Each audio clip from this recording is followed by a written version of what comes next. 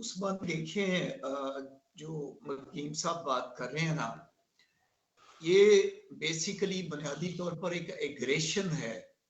जो लोगों ने जाहिर किया है। देखिए, इसमें कोई शक नहीं है कि पीडीएम की जो 16 माह की बदतरीन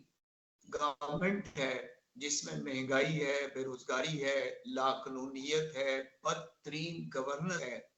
किसी किस्म का कोई रिलीफ नहीं है, कोई कानून साजी नहीं है,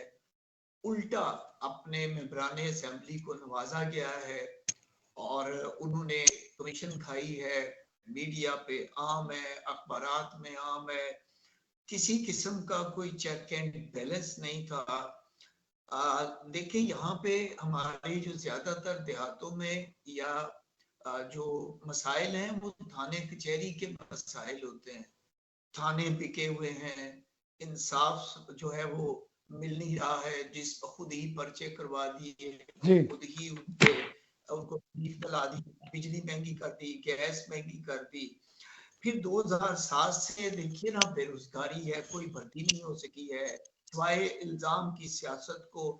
और किसी किस्म की और कोई ऐसी पॉजिटिव एक्टिविटी नहीं हो सकी जिससे आवाम को रिलीफ मिलता। दूसरा, उस्मान भाई, एंटी स्टैब्लिशमेंट पाकिस्तान में ये कल्चर रहा है कि जो कोई भी एंटी स्टैब्लिशमेंट और एंटी अमेरिका पॉलिटिक्स लेके आता है वो पॉपुलर पॉलिटिक्स काउंट होती है,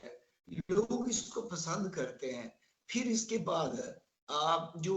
नून लीग की गवर्नमेंट है, अब देखे ना कि हर रोज बिजली महंगी होती रही, गैस महंगी होती रही। अब चंद दिन कबल उन्होंने मंजूर दिया और उसमें ये दावे करने शुरू कर दिए कि भाई हम आपको बिजली फ्री देंगे। तो लोग हंसते थे, तमस्खर उड़ाते थे कि ये तो हर रोज बिजली महंगी करते जा रहे हैं, गैस महंगी करते जा रहे हैं, डॉलर कहाँ पे चला गया है, तो ये कैसे देंगे। और फिर जो सबसे अहम किरदार अदा हुआ है वो ये हुआ है कि उस्मान भाई, पाकिस्तान की तारीख में ऐसा इलेक्शन, मैं सारी रात घूमता रहा हूँ पूरे डस्का में और सियालकोट में दोस्तों के साथ मुख्तलिफ, पाकिस्तान की हिस्ट्री में ऐसा इलेक्शन नहीं हुआ कि ऐसा कोई हैबतनाक किस्म का इलेक्शन के जिसमें जो सबसे बड़ी पार्टी है उसका लीडर जो है वो जेल में है, उस पर